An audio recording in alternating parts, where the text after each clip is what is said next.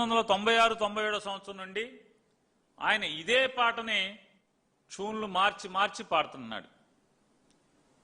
ఒకసారి హిందోళంలో పాడతాడు, ఒకసారి శంకరాభరణంలో పాడతాడు, ఒకసారి ఆనంద భైరవిలో పాడతాడు. ఇట్లా పదలోకి వచ్చినటువంటి ప్రతిసారి ప్రతి సంవత్సరం ఒక కొత్త రాగంలో పాత పాటని అందుకుంటాడు. ఏంటయ్యా అంటే పేరు మారుస్తాడు, టైటిల్ మారుస్తాడు, రాగం మారుస్తాడు. ఆయన చెప్తాడు రైతులకు పంచసూత్రాలంట. ఏంటయ్యా పంచసూత్రాలు అని మనం ఎతికితే ఏంటో కొత్తగా కనిపెట్టాడేమైనా, కరోనాకు మందు కనిపెట్టినట్టుగా, సెల్ ఫోన్ కనిపెట్టినట్టుగా, హైదరాబాద్ నగరాన్ని ఈయనే నిర్మించినట్టుగా పంచసూత్రాలు కూడా ఏమన్నా కనిపెట్టాడంటే చూస్తే నీటి భద్రత అంట. పంచసూత్రాల్లో మొదటిది నీటి భద్రత, డిమాండ్ ఆధారిత పంట సాగు, అగ్రిటెక్, 4వది ఫుడ్ ప్రాసెసింగ్, 5 ప్రపంచ వేదికగా మార్కెటింగ్. అంటే రైతులు ప్రపంచంలో ఆన్లైన్లోకి వెళ్ళి ఎక్కడ రేటు ఎక్కువగా ఉంటే అక్కడ అమ్మాలంట. ఇది పంచసూత్రాలంట చంద్రబాబు నాయుడు. ఏదో అన్న సామెతగా ఉంది, ఉన్న నాలిక మందేస్తే కొండ నాలిక మందేస్తే ఉన్న నాలిక కూడా పోయిందంట చంద్రబాబు నాయుడు గారి పరిపాలనలో. నీటి భద్రత అంట. ఎక్కడ నీటి భద్రత? ఒక పక్కేమో నీళ్ళేమో కర్ణాటక వాళ్ళు, తెలంగాణ వాళ్ళు అడ్డగోలుగా దోచుకెళ్లే కార్యక్రమాలు వాళ్ళు చేస్తుంటే, మీరేమో పట్టనట్టేమో మీరు ముగ్గురు మీ దోపిడీలో మీరుండి వైజాగ్లో పొలాలు అమ్ముకోవటం, వైజాగ్లో స్థలాలు అమ్ముకోవటం, ఈ రాష్ట్రాన్ని దోచుకోవటం. ఇప్పటికీ 2.5 లక్షల కోట్ల అప్పులు తెచ్చేసి ఏం చేశారంటే దోచుకునే పరిస్థితి. ఈ అడవుల్లో మీరుంటే, ఈ దోచుకునే అడవుల్లో మీరుంటే నీటి భద్రతని మాగు చెప్తారు, నీళ్ళేమో దొంగతనం జరుగుతుంది పరాయ రాష్ట్రాలతో. ఇవి పట్టించుకోరు. అల్మట్టి డ్యామ్ ఎత్తి పెంచేసుకుంటున్నారు, పట్టించుకోవు. కేంద్రం నా చెప్పు చేతలు ఉందని చెప్తావు, కింగ్ మేకర్ అని చెప్తావు. కింగ్ మేకర్ బొంగు మేకర్ ఎవరికి కావాలి? ఇవన్నీ నీ కింగ్ మేకర్ ఎవరికి కావాలి, బొంగు మేకర్ ఎవరికి కావాలి? అయ్యా నువ్వు మరి నీ దేశంలో నీ చెప్పు చేతల్లో దేశం ఉంటే, ప్రధానమంత్రి నీ చెప్పు చేతల్లో ఉంటే, కేంద్ర ప్రభుత్వం నీ చెప్పు చేతల్లో ఉంటే, కేంద్ర జలవనరుల సంఘం నీ చెప్పు చేతల్లో ఉంటే, మరి ఏంటి ఆల్మట్టి ఎలా ఎత్తి పెంచేసుకుంటున్నారు? ఈ రకంగా తెలంగాణలో ఇష్టారాజ్యంగా ఏం జరుగుతుంది? నిద్రపోతున్నారా? దాచుకుంటాకి మాటికి దుబాయ్లు ఫారెన్లు వెళ్తుంది తప్పితే ఏం జరుగుతుంది? అందరినీ గాలి కొదిలి ఇయే మాటలు. 1996-97 సంవత్సరం నుంచి ఇయే మాటలు కదా. ఏమని నీళ్లు కొలుస్తాం, మీరు గతంలో మర్చిపోయారేమో. 2099-2004 మధ్యలో ఫ్లూమ్ అని చెప్పని, వాటర్ ఫ్లూమ్స్ అని, వాటర్ గేజ్లని, నీళ్లు కొలత కొలుస్తాను, ఏ రైతు ఎంత వాడుతున్నాడో కొలత కొలుస్తా అని చెప్పి ఆ రోజు మాట్లాడావు. ఎప్పటికైనా కొలిచావా? ఎక్కడన్నా ఉందా? ఏంటి భద్రత?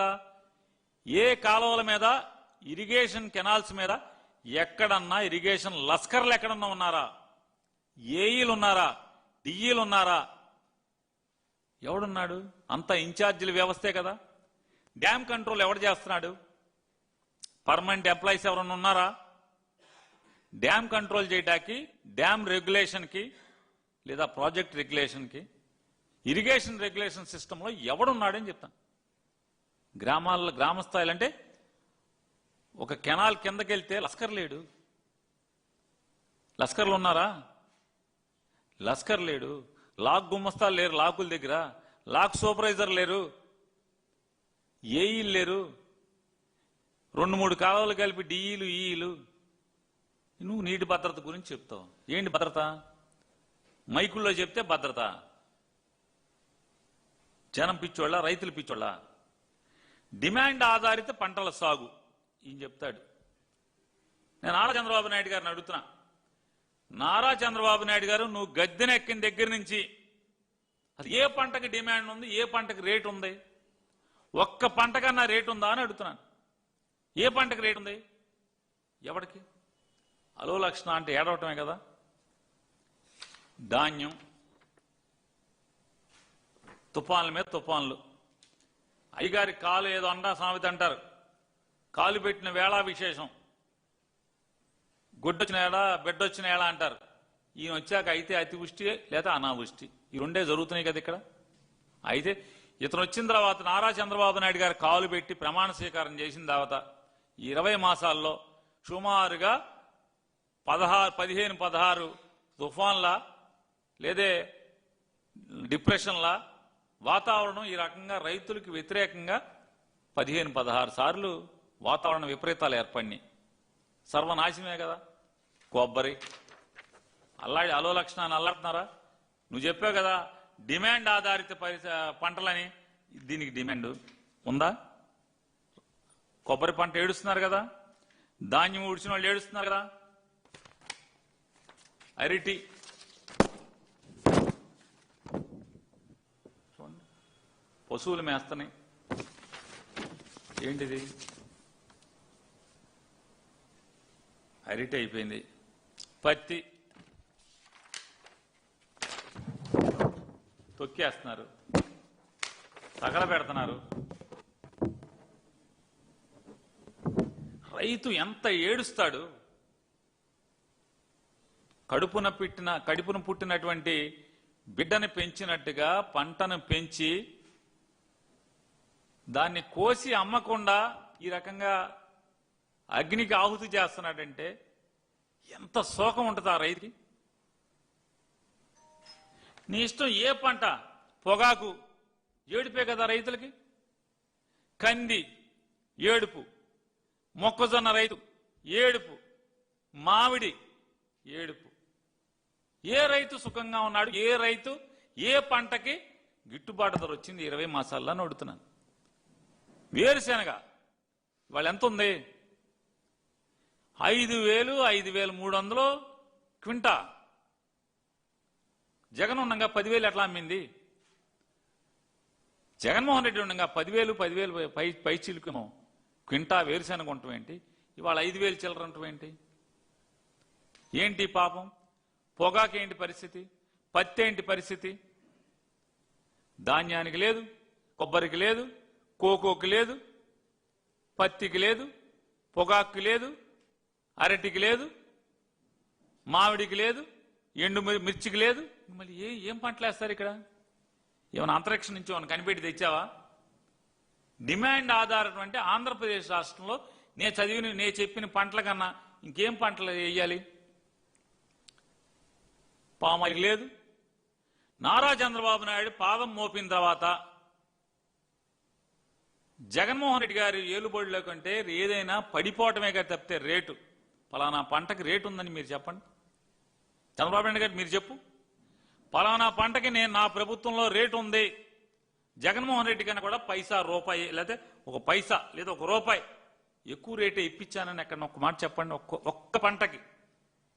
మరి నీ ప్రభుత్వంలో చంద్రబాబు నాయుడు గారు నీ ప్రభుత్వంలో ఏ పంటకి గిట్టుబాటు ధర లేదు, ఏ పంట వేసినా ఏడుస్తుంటే మరి డిమాండ్ ఆధారిత అంటే ఏంటిది?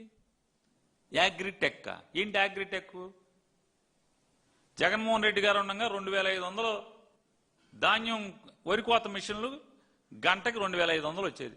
ఇవాళ 4,000 రూపాయలు, 4,500 రూపాయలు. ఇవాళ కృష్ణా జిల్లా వెస్ట్ గోదావరిలో చూసుకోండి వెళ్ళి, పంట కోయటాకి 4,000 నుంచి గంటకి, వరి కోత మిషన్కి గంటకి 4,000 నుంచి 4,500. ఇదే అగ్రిటెక్.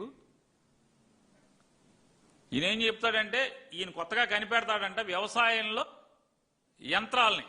నువ్వు కనిపెట్టేదండి ఆల్రెడీ ప్రపంచంతో పాటుగా ముందు వెనక ఆంధ్రప్రదేశ్లో కూడా వ్యవసాయం మొత్తం కూడా గొట్లేటాకి, ఆఖరికి గొట్లేటాకి కూడా యంత్రాలనే వాడుతున్నారు. లెవెల్ చేయటాకి ట్రాక్టర్లనే వాడుతున్నారు. దున్నటాకి, దమ్ముకి, దేనికి కాదు, ప్రతిదానికి రోటోవేటర్ వేస్తున్నారు. అన్ని ఏది లేదు పలాంది లేదని చెప్పు.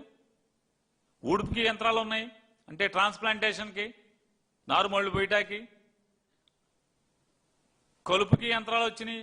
కలుపుకి డ్రోన్లలో స్ప్రే చేస్తున్నారు. మీరేం డ్రోన్ కనిపెట్టలేదు కదా.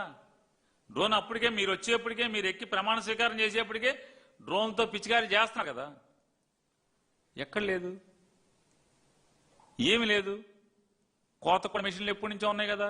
ప్రతిదానికి చెరుకు పంట కోత కోసానికి మిషన్లు ఉన్నాయి, మినుముకి కోత మిషన్లు ఉన్నాయి. ప్రతిదానికి నువ్వు పేరు చెప్పు, పలానా దానికి లేదని చెప్పి. ప్రతి దాంట్లో యాంత్రీకరణ వచ్చేసింది కదా. ఇవాళ మీరు ఏం చెప్తారు? Food processing. నారా చంద్రబాబు నాయుడు గారు, మీ ఇష్టం. ఈ 20 మాసాల్లో జగన్మోహన్ రెడ్డి గారిది కాకుండా కొత్తగా ఒక్క ఫుడ్ ప్రాసెసింగ్ యూనిట్ తీసుకొచ్చింది ఏమైనా ఉంటే మీరు చెప్పండి. ఏంటి ఫుడ్ ప్రాసెసింగ్? మామిడికి ఏమన్నా చేశారా మీరు? మామిడి 12 రూపాయలు, మేము 8 రూపాయలు ఇప్పిస్తా ఉన్నారు. 8 రూపాయలు ఇప్పించారా ఎవరికన్నా? మీరు 4 రూపాయలు ఎప్పుడు ఇచ్చారు? జీవో ఎప్పుడు ఇచ్చారు? డబ్బులు ఇప్పుడేంటి?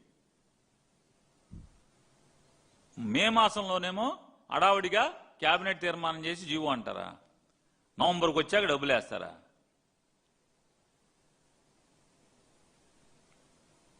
మీ హెలికాప్టర్లు మాత్రం డబ్బులు కట్టేస్తారు వెంటనే. ఈనాడు పేపర్ అడ్వర్టైజ్మెంట్లకు డబ్బులు ఇచ్చేస్తారు. మీ తప్పుడు, మీరు పెట్టిన తప్పుడు కేసుల్లో తప్పుడు వాదనలు చేయటానికి, బలపరచడానికి లోత్రాకి కోట్లు డబ్బులు ఇస్తారు. దానికి మాత్రం డబ్బులు ఉంటాయి. మీరు హామీ ఇచ్చి డబ్బాలు కొట్టుకున్నటువంటి మామిడి రైతుకు 4 రూపాయలు ఇవ్వటానికి మాత్రం మే నుంచి ఇప్పుడు దాకా మీ దగ్గర డబ్బులు లేవు.